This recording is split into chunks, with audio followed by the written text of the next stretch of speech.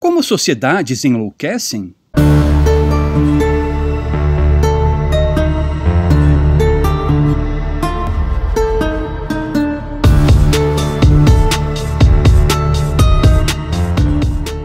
Charles-Marie Gustave Le Bon foi um psicólogo francês que nasceu em 1841 e faleceu em 1931. Em 1895, ele publicou sua obra-prima, A Multidão, um estudo sobre a mente popular. Esse livro é considerado uma das obras seminais sobre a psicologia das massas, sendo influente até hoje. Le Bon postulou que, à medida que pessoas se juntam e coalescem para formar uma multidão, surge uma influência magnética que afeta o comportamento dos indivíduos até que eles sejam governados por uma espécie de mente coletiva. Seu modelo trata a multidão como uma unidade que priva cada um dos indivíduos de suas opiniões, valores e crenças. Escreve o autor. Um indivíduo em uma multidão é como um grão de areia em um deserto que é levado com os demais pelo vento.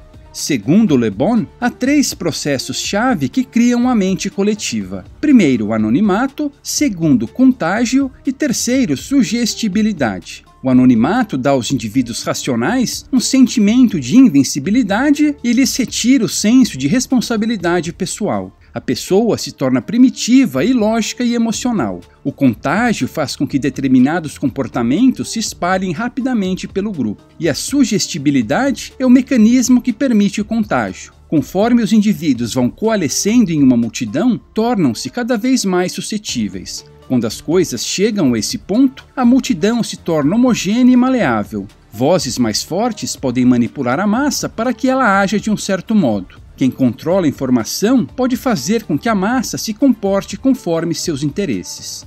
Gustave Le Bon escreve em seu livro: as massas nunca anseiam pela verdade. Elas ignoram evidências que não satisfazem suas preferências, preferindo venerar o erro se o erro lhes for sedutor. Quem puder alimentá-las com suas ilusões se torna facilmente seu mestre. Quem tentar destruir seus delírios se torna imediatamente seu inimigo. Familiar, não? Le Bon foi perseguido dentro do meio acadêmico francês por apresentar visões conservadoras, opor-se ao socialismo e criticar a democracia.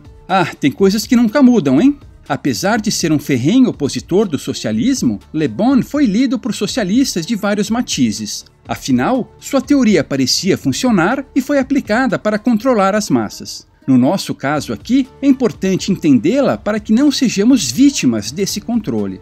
Uma outra pessoa influenciada por Le Bon foi Carl Gustav Jung, um psiquiatra suíço, nascido em 1875, considerado o fundador da psicologia analítica. Segundo Jung, a maior ameaça à civilização humana não é nem alguma força da natureza, nem alguma doença física, mas nossa inabilidade em lidar com as forças da nossa própria psique. Somos nossos piores inimigos. Como diz o provérbio latino, homo homini lupus. O homem é o lobo do homem. Jung afirma que nossas tendências lupinas se tornam mais proeminentes nos momentos da história em que há a formação daquela mente coletiva. Nesse caso, há um surto de loucura e uma grande porção da sociedade se desconecta da realidade e mergulha em delírios coletivos. Tal fenômeno não é fictício e já aconteceu várias vezes na história. Um exemplo foi a caça às bruxas, ocorrida nos Estados Unidos e na Europa do século XV ao século XVII. Francis Hill, que escreveu vários livros sobre o assunto, descreve que dezenas de milhares de pessoas, quase todas mulheres, foram mortas não porque tenham cometido algum crime, mas porque se tornaram bodes expiatórios de sociedades enlouquecidas. Eram julgadas em tribunais com cartas marcadas e condenadas à morte por supostamente estarem possuídas por entidades malignas. Escreve Hill. Em algumas vilas europeias, quando o frenesi se esgotou, praticamente não havia mais mulheres. Quem lê livros ou assiste a filmes sobre a caça às bruxas se pergunta como isso foi possível. Agora, muitos dos que fazem essa pergunta estariam caçando as supostas bruxas se vivessem naquela época. Ao estudar episódios como esse da caça às bruxas, Jung escreveu que os membros de uma sociedade infectada se tornam moralmente e espiritualmente inferiores, rebaixando-se intelectualmente e tornando-se irracionais e irresponsáveis, emocionais e erráticos. Além disso, os que se comportam de acordo com a mente coletiva sequer percebem que estão sendo manipulados. De acordo com Jung, a principal causa desse comportamento é uma enxurrada de emoções negativas, como medo e ansiedade, que desencadeiam em muitas pessoas um estado de pânico. Elas começam a reinterpretar o mundo, misturando fato e ficção, realidade e ilusão, de uma forma que as permita lidar com essa sensação de pânico. Bodes expiatórios são eleitos, questionamentos não são permitidos.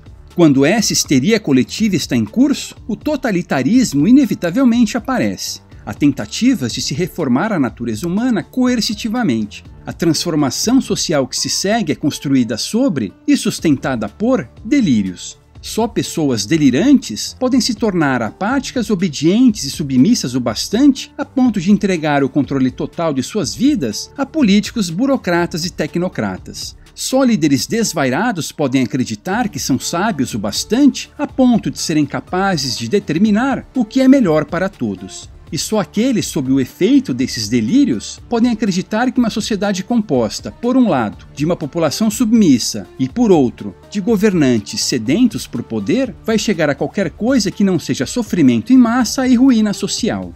O médico holandês Joost Meerlo, que estudou técnicas de lavagem cerebral e controle de pensamento em regimes totalitários, explica: é simplesmente uma questão de reorganizar e manipular os sentimentos coletivos. O método que os governantes usam para isso é o chamado menticídio, ou o assassinato da mente. Meerlo continua: o menticídio é um crime contra o espírito humano, usado há muito tempo e aplicado periodicamente. É um sistema organizado de intervenção psicológica com o qual a classe dominante pode incutir seus próprios interesses nas mentes daqueles que ela pretende usar. Uma técnica efetiva para isso é a de ondas de medo, em que ameaças são periodicamente semeadas. A cada onda, a manipulação vai ficando mais fácil, já que as pessoas vão ficando mais suscetíveis.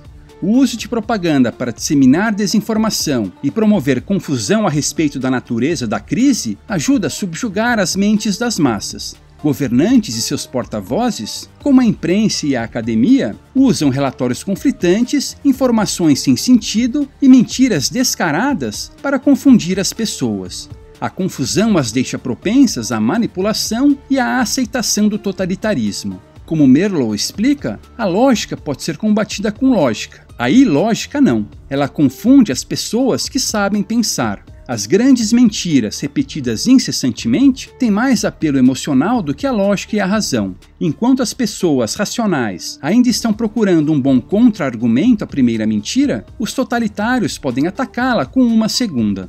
Para aumentar a chance de sucesso, os totalitários ainda podem isolar suas vítimas e alterar as interações sociais normais. Quando sozinhas, as pessoas também se tornam mais suscetíveis. Sem contato com amigos, familiares e colegas, que podem lhe servir de exemplo positivo, a chance de alguém se juntar à mente coletiva aumenta. Como em muitas outras espécies, seres humanos são mais facilmente condicionados a novos comportamentos se isolados. Meerlo exemplifica: como qualquer adestrador sabe, é muito mais fácil domar um animal se ele estiver isolado. Sozinhos, inundados pelas ondas de medo, aqueles sob um ataque menticida descendem a um estado vulnerável e desesperançoso. Entregam as suas liberdades aos poderosos na vã esperança de que estes os protejam. Mas aí vem a pergunta mais importante em uma situação como essa: o que podemos fazer? De acordo com Jung, quem quiser se manter são em um mundo insano deve primeiro colocar ordem em sua própria mente e viver de forma que sirva de inspiração para que outros o sigam. Escreve Jung: quem puder se livrar das garras da mente coletiva, salvando ao menos sua própria alma, se torna um facho de esperança para os demais, ao mostrar que pelo menos uma pessoa não sucumbiu à histeria coletiva. Em seguida, deve divulgar o máximo possível informações que combatam a propaganda. Afinal, verdades são mais poderosas do que mentiras. Ainda, deve usar o humor para ridicularizar os aspirantes a ditadores e seus sicários. Não há nada que os incomode mais do que o riso. Por fim, uma outra tática que deve ser adotada é aquela que já discuti no vídeo Fuga para a Liberdade: a construção de estruturas paralelas. Uma estrutura paralela é qualquer forma de organização, negócio, comércio ou tecnologia que exista fisicamente dentro de uma sociedade totalitária, mas moralmente fora dela. Quando um número suficiente de estruturas é criado, uma sociedade paralela naturalmente começa a surgir. Ela funciona como um enclave de liberdade e sanidade em um mundo opressor e enlouquecido. Ela se torna um local em que uma vida diferente pode ser vivida, uma vida em harmonia com nossos anseios. Quanto mais pessoas lutarem pela liberdade, mais rapidamente a histeria coletiva se esgota. Não é uma tarefa fácil, mas quanto mais difícil a luta, mais gloriosa a vitória.